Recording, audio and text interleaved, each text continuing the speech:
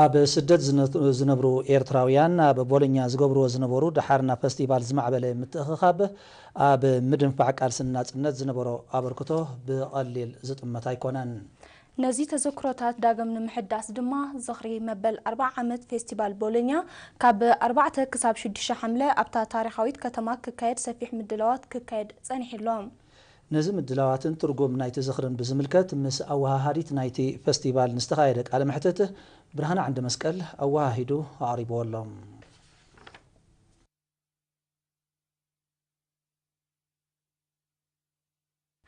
ፌስቲቫል ቦሎኛ ኣካል ታሪክ ህዝቢ ኤርትራ ብሓፈሻ ሓፋሽ ውድባት ህዝባዊ ግንባር ሓርነት ኤርትራ ድማ ብፍላይ ከምኡውን መላግቦ ወለዶታት ከም ዝኾነ ኣወሃህቲ ዝኽሪ መበል 40 ዓመት ፌስቲቫል ቦሎኛ ገሊጾም። ንሳቶም ኣብ ሓበሬታኦም ፌስቲቫል ቦሎኛ ውርሻ ቃልሲ ንግደት ዝኽሪ ኣብ ትሕቲ ዝብል ቴማ ካብ 4 ክሳብ 6 ሓምለ ኣብ ቦሎኛ ንዝካየድ ፌስቲቫል ኣመልኪቶም ኣብ ዝሃብዎ ሓበሬታ ነቲ ዓብዪ ጽምብል ልዑል ምድላዋት ተገይሩ ከም ዘሎ ብምጥቃስ ኣብቲ ታሪኻዊ ጽምብል ንምስታፍ ንዝውሕዙ ዜጋታት ብኹሉ መዳይ ንምእንጋድ ዝቖማ ኮሚቴታት ኣብ ሓያል ስራሕ ተጸሚደን ከም ዘለዋ ኣነጺሮም። ንሓደስቲ ወለዶታት ባህልን ክብርታትን ንምውራስ ኤርትራውያን ተቐማጦ ዓዲ እንግሊዝ፣ ጀርመን፣ ጣልያን፣ ሆላንድ፣ ሽወደንን ዝሳተፍዎ ንባህላዊ ውርሻታት ዘንጸባርቑ ትሕዝቶ ዘቕርቡሉን ኣብ ነንሕድሕዶም ዝወዳደሩሉን ቁሸታት ኮማትን ካብቲ ዝቐርብ መደባት ምዃኑ ብምጥቃስ ድማ ነቲ ፌስቲቫል ንምዕዋት ዝተፈላለየ መሳለጥያታትን ትሕተ ቕርጽን ተዳልዩ ከም ዘሎ ኣብሪሆም።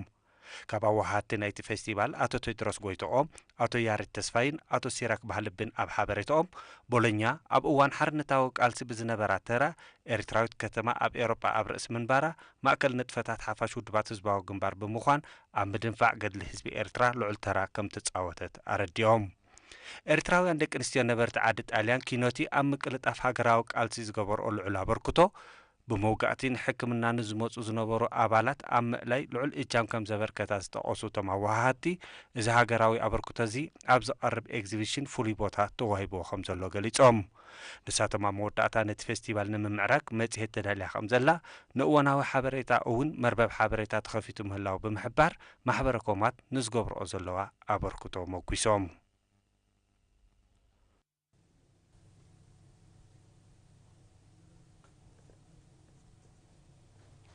ኣብ ዞባ ደቡብ ብሰንኪ ጉለት ጽሬት ኣከባቢ ዝኽሰቱ ከም ቢልሃርዝያን ካልኦት ኣብ ሓመድ ዝጸንሑን ባልዓት ንምቁጽጻር ሰፊሕ ምርምራዊ መጽናዕቲ ይካየዳሎም። እዚ ኣብ 12 ንኡሳን ዞባታት ኣብ ዝርከባ ናይ መባእታን ማእከላይን ደረጃ ኣብያተ ትምህርቲ ዘቐንዐ ምርምራዊ መጽናዕቲ እቶም ባልዓት ዝርከብሉ ቦታታት ብንጹር ኣለሊኻ ዘድሊ ፍወሳን ንምግባር ዝዓለመ ኮይኑ ካብ መላእ ሃገር ዝተዋጽኡ 11 ጉጅለታት ላቦራቶሪ ቴክኒሽያናት ዝሳተፉ ከም ዘለዉ ሓላፊ ጨንፈር ሚኒስትሪ ጥዕና ዞባ ደቡብ ኣቶ የማነ ሃይለ ገሊጾም። እቲ ምርምራዊ መጽናዕቲ ኣብ ቀልዑ ዝካየደሉ ዘሎ ቀንዲ ምኽንያት ምልክታት ናይቲ ሕማም ዝያዳ ኣብ ቀልቀሎም ናይ ምርካብ ተኽእሎ ዝሓሸ ምዃኑ ከም ዝኾነ ኣቶ የማነ ብተወሳኺ ኣብሪሆም። ነቲ መጽናዕቲ ዘካይዱ ዘለዉ ላቦራቶሪ ቴክኒሽያናት ኣብ ዝሃብዎ ሓበሬታ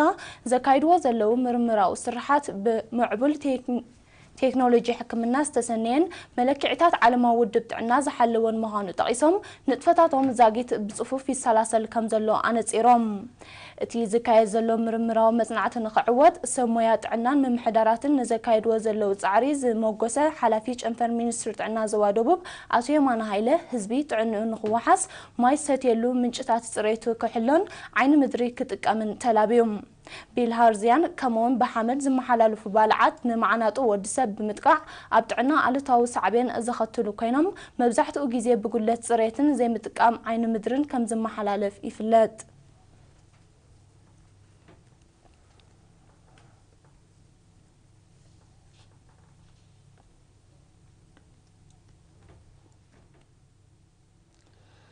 ኣብ ኣስነዳ ንኡስ ዞባ ኣስማጥ ዝተደኮነት ማእከል ጥዕና ንቕሓት ሕብረተሰብ ብምብራኽ ብምክልኻል ሕማማት ብሓፈሻ ምንካይ ሞት ኣደን ህፃንን ድማ ብፍላይ ልዑል ኣስተዋፅኦ ትገብር ምህላዋ ነበርቲ እቲ ንኡስ ዞባ ገሊፆም። ደቂ ኣንስትዮ ምስ ዝጸንሐ ድሁር ባህልን ልምድን ኣብ ግዜ ሕርሲ ሓገዝ ክኢላ ጥዕና ከም ዘድልየን ዝጠቐሱ ወሃብቲ ርእይቶ ሳላ ዝወሃብ ዘሎ ኣገልግሎት ኣብ ኣስማጥ ብሰንኪ ጥንስን ሕርስን ዘጋጥም ሞት ካብ ዘይሰምዑ ነዊሕ ከም ዝገበሮ ሓቢሮም። ናይ ሓኪም ሓገዝ እንተዘይረክብ ነይረ ህይወተይ ኣብ ሓደጋ ነይራ ዝበለት ኣብታ ማእከል ጥዕና ዝተገላገለት ወይዘሮ ኣምና ሱሌማን ኣብቲ ከባቢ ዘጋጥመን ዝነበረ ሽግር ንምፍታሕ ንዝተወስደ ስጉምቲ ኣመስጊና لومي أبت خبابي بسنك سئنة حكمنان مدهانيتن التحلف هيوت كم زي لا زجلت أيت وزيرو ستة عثمان بوغنا أديتات نتي بومياويان زوهابن مخري سلزة تكبران نهت أنا تدقن بأوانو سلزة اختبان تعنو استحلو حبرتسب يهنت كم زلا أبريهام أتو عبد الله ياسينن ويزرو سعدي عثمان بوغنم بزرخبو زلو أقولقلوت حقوسات مخانم بمتقاس نزبلت أقولقلوتن وتصيتن نمتصبي نفس صوراتن حمومات تيبن زخون هنصح كدالو تلابيوم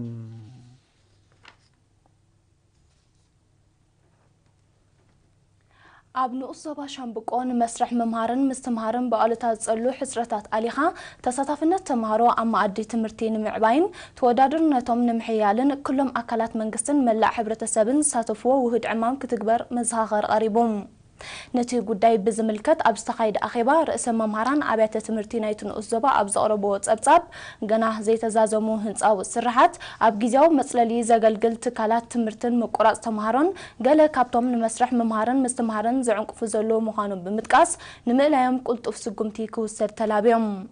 حلافي جنفر مينستر تمرتي امنو زوبا شامبقو ممر صحاي برهان بوغنو منغستي عدلات تمرتي نمسفاح اب كلهم ممحدرات كبابي ناي تمرت بايتا كو انت تاطحه تساتافنت ابتي زدل درجه كم زي بصح بمحبر نزين معباي اتزلو حسرتات نملا حبرتسب كواسا صويعم أما حدارنو الزبا شامبقوات تسفاي بايردما عدلات تمرتين مسفاح زكايد صعري بزيني حبرتسب سوتافي أدمعنت كل وصل زي كل ولدي دك أمنا معد تمرتي كل أكون ككتاتولن كمون أم مسرح ممهارن مستمهارن زقات ومتساقمات نمئلاي أبزوست تبقصوتات كواسو أزخا خيرهم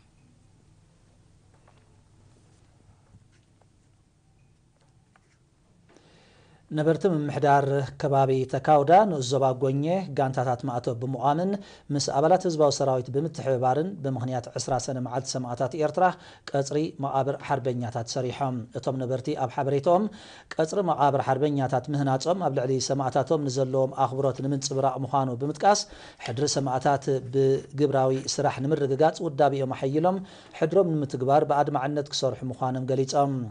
نساتو مسعيبهم اب قصري مقابر حربኛታት زكايد ومعتوت بمنفس مسمعاتاتهم زراخبولن مبصعهم زحدسلن اغاطام مخانو بمملكات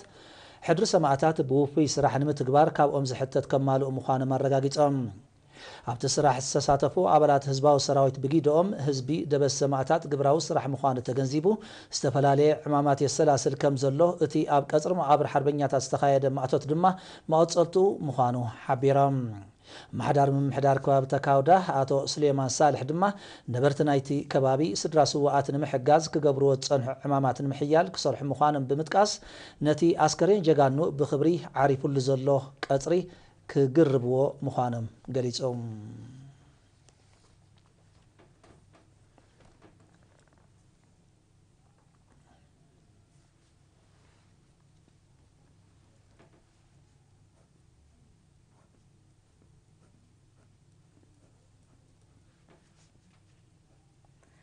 በብግዚኡ ንስንኩላን ዝወሃብ ስልጠናታት ፍልጠትን ሞያን ዓዲቆም አፍሬቲ ዝኾኑሉ ባይታ ንምጥጣሕ ዝዓለመዩ ቤት ትምህርቲ ዓይነ ስውራን አብርሃ ባህታ ንአባላት ዝሃበቶ ናይ ኮምፒውተር ስልጠና ድማ አካል ናይዚዩ ብዛዕባ እዚ ፊያቤት መስፍን ንዘዳለወ ተጸብጻብ ኤልሳ ተስፋ ማርያም ከተቅርበያ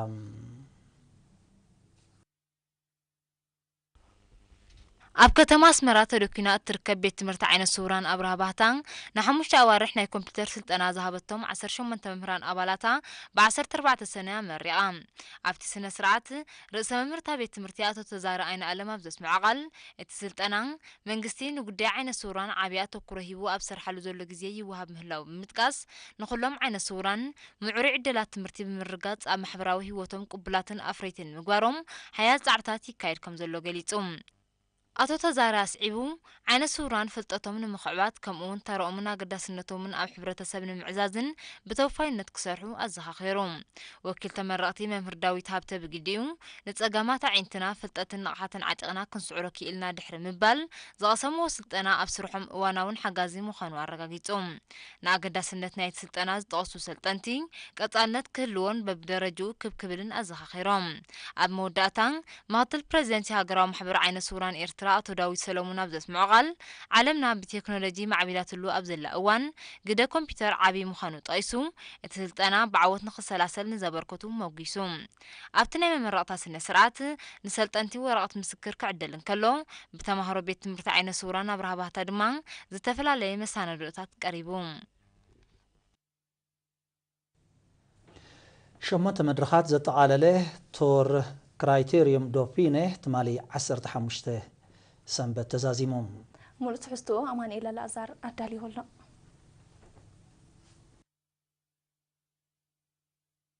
ኣብ ክራይቴሪየም ዶፊነ ክወዳደር ዝቕነየ ኤርትራዊ ተቐዳዳማይ ክለብ ዩሮብ ናትናኤል ብርሃነ ነቲ ብወርልድ ቱር ዝልካዕ ካብ ዝኸበዱ ውድድራት ዓለም ዝኾነ ዶፊነ መበል 110 ደረጃ ሒዙ ዛዚምዎም እዚ ውድድር ትማሊ ኣብ ዝተዛዘመሉ ኣጋጣሚ ኣሜሪካዊ አንድሪው ታልያንስኪ ብዘገርም ኣገባብ ብጫ ማልያ ካብ ስጳኛዊ ኣልቤርቶ ኮንታዶር መንዚዑ ተዓዊትሉ ኮንታዶር ብቀዳም ኣብ ሻብዒት መድረኽ ብጫ ማልያ ካብ ተዓዋቲ ቱር ዲ ፍራንስ ዝሓለፈ ዓመት ክሪስቶፈር ፍሩም ብኽንደይ ጻዕሪ መንጢልዋ ከብቅዕ ኣብዛ ናይ መወዳእታ መድረኽ ግን ካብ ትፅቢት ወጻኢ ካብ ታልያንስኪ ብልዕሊ 1 ደቂቕ ድሒሩ ስለ ሕንጻት ዝረገጸ ብውህሉል ግዜ ብ27 ካልእ ተበሊጹ ካልኣይ ኮይኑ ውድድሩ ፈጺሙ ክሳብ ትማሊ ካልኣይ ደረጃ ሒዙ ዝነበረ እንግሊዛዊ ክሪስ ፍሩም ግን ኣብ ናይ መወዳእታ ሻምነይት መድረኽ 5 ደቂቕ ድሒሩ ስለ ዝወድአ ብውህሉል ግዜ መበል 12 ደረጃ ሒዙሎም